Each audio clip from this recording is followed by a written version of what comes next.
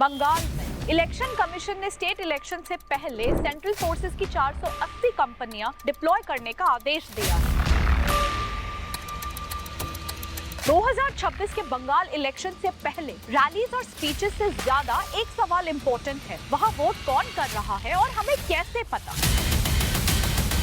और ये कोई प्रोपोगंडा नहीं है, ये आइडेंटिटी, वोटर लिस्ट और एक गलत वोट से इलेक्शन कैसे बदल सकता है उसका फैक्ट चेक है। लेकिन जरा पहले आप ये सुनिए। ऑपरेशन सिंदूर में हमने पाकिस्तान को बहुत मारा ना? सच? कहाँ मारा? नहीं मारा। कहाँ मारा? ऑपरेशन सिंदूर में पाकिस्तान क्या को मारा बताइए ना। मैं आपसे पूछता हूँ बहुत शालीनता के साथ, पहले संविधान या कुरान? पहले आपके लिए क्या है? Quran. You can only defeat Modi ji.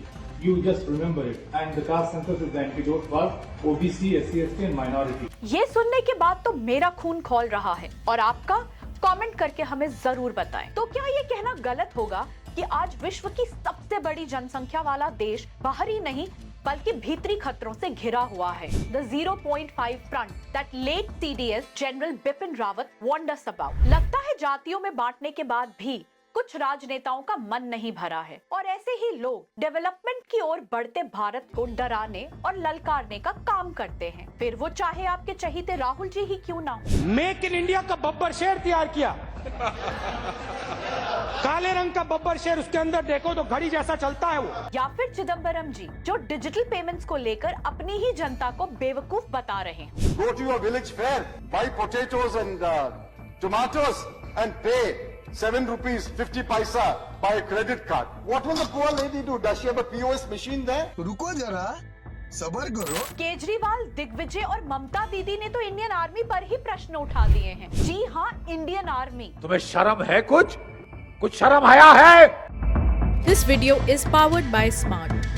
ऐसे राजनेताओं और समाज के ठेकेदारों को कुर्सी से हटाने का हक केवल भारत की सबसे बड़ी यूथ पॉपुलेशन के पास है। इसीलिए मैं उन लोगों से पूछना चाहूंगी जो चुनाव में वोट नहीं देते या नोटा दबाते हैं और वो जो ये सोचते हैं আমার একটা ভোট না দিলে কি হবে। 1990 में कश्मीर में पहले तो हिंदुओं को डराया गया और बाद में वहाँ से खदेड़ दिया गया और आज तो हाल ऐसा है कि वहाँ ना तो सिर्फ पाकिस्तानी बसते हैं बल्कि उनके पास भारत की नागरिकता भी है। सरकार से मैं अपील करूंगा कि आप कुछ टाइम की मोहलत दे दें। हमारे हर एक डॉक्यूमेंट्स यहाँ के बने, आधार कार्ड है, इलेक्शन कार्ड है, राशन कार्ड है, हमारा डोमिसाइल है मेरी यहाँ की। अब जो फैमिलीज यहाँ पे पिछले 20-30 सालों से रह रही हैं, हमने वोट भी कास्ट किया। समझना ये है कि कई चुनावों में हार और जीत का अंतर केवल कुछ वोट ही डिसाइड करते हैं। During the recently held Bihar elections in November 25, JDU candidate from संदेश राधा चरण Shah won by a slim majority of 27 vote. Can you believe it? लोकतंत्र में एक वोट केवल एक संख्या नहीं होता,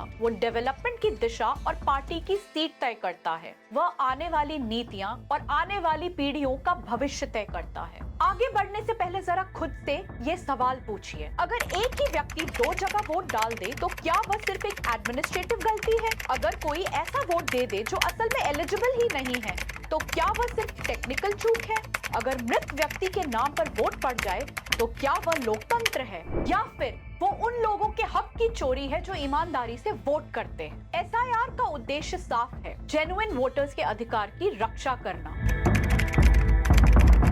आपने SIR नाम सुना है? जी सर। है क्या ये? गरीब लोग जो है ना सर, जो पढ़े शिक्षित लोग नहीं है, क्लियर है कि उसका वोट में नाम वोटर लिस्ट में नाम काट दिया जाएगा सर। अब आने वाला दिन में क्या है ना सर, जो गरीब तबके के लोग हैं उनको वोट देने का अधिकार छीन लिया जाएगा। बिल्कुल यही हो रहा है, जो वही होगा पूरे देश में हो रहा है और बिहार में इन्होंने नया तरीका निकाला है, इसको ऐसा नाम दिया है। बस सर, तो यहाँ पे लाखों लोगों के वोट काट दिए और सारे के सारे गरीब। क्या भारत के इतने बड़े नेता देश की जनता को गुमराह कर रहे हैं? According to Article 324 of Section 21, with other provisions like Representation of People's Act 1950 and Registration of Electoral Rules 1960 के तहत भारत के असली नागरिकों को ही भारत की सरकार चुनने का अधिकार देना, फर्जी वोटरों को हटाना और वोटिंग लिस्ट को क्लीन करना ही SIR का काम है। अब सवाल ये है कि क्या ये भारत में पहली बार हो रहा है? The answer is no. इससे पहले SIR IR यानी इंटेंसिव रिवीजन के नाम से पॉपुलर था, जो 2002 से 2003 के बीच आयोजित हुआ। पर सवाल तो ये बनता है कि स्पेशल शब्द जुड़ने पे इतना बवाल क्यों? तो आधार कार्ड सिटीजनशिप नहीं होगा। पर परंतु यहाँ प्रश्न ये बनता है कि क्या ये जनता को आसानी से बेवकूफ बनाते हैं या फिर बेसुध और व्यस्त जनता इनके जाल में आसानी से फंस जाती है? इसका उत्तर आपसे बेहतर कौन दे सकता है? अगर ये सिर्फ एक सुधार है तो इससे घबराहट क्यों? और अगर ये एक जांच है तो इसे साजिश बताकर जनता को गुमराह क्यों किया जा रहा है? अब जरा ये क्लिप देखिए और खुद डिसाइड कीजिए कि वोट्स की जांच होनी चाहिए या नहीं। The police uncovered the 40-meter tunnel under the bedroom of Sardar's house at Kultali in South 24 Parganas district. नागरिकता तो फिर भी कागजों से पहचानी जा सकती है, लेकिन अगर खून में ही गद्दारी हो तो वो बीमारी लाइलाज हो जाती है। घुसपैठ हो रही है भारत बांग्लादेश की सीमा से। वहाँ पर कुल 2216 किलोमीटर बॉर्डर, इसमें से 1653 किलोमीटर बॉर्डर बन चुकी है। अब 563 कहाँ बाकी रही है मान्यवर मालूम है? केवल और केवल एक राज्य बंगाल। और क्या आप ये चाहेंगे कि विदेशी इन्फिल्ट्रेटर्स भारत में रहकर आपके बच्चों की डेस्टिनी डिसाइड करें? बंगाल के दिल में कई मिनी पाकिस्तान और बांग्लादेश बस रहे हैं। इसीलिए हम बार बार ये कह रहे हैं कि दुश्मन केवल बॉर्डर पार नहीं होता, कुछ अपने ही घर में छिपे होते हैं जो दीमक की तरह अपने देश को खोखला कर देते हैं। That is why it is important to ensure that only fair voters vote in the Bengal election. क्योंकि जब बात चुनाव की आती है तो भावनाओं से ज्यादा जरूरी होता है ये जानना कि वोट कौन दे रहा है और क्या उसके पास ये अधिकार है। ये शक नहीं है, ये सतर्कता है, और लोकतंत्र सतर्कता के बिना ज्यादा देर नहीं टिक सकता। जियाउल हक after 1971 war Bleed India with 1,000 cuts. और बंगाल तो इस क्षति का सबसे बड़ा दर्द झेल रहा है।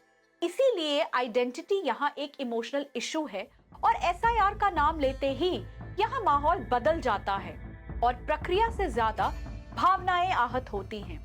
परंतु प्रश्न फिर भी यही कि क्या भावना लोकतंत्र से बड़ी हो सकती है?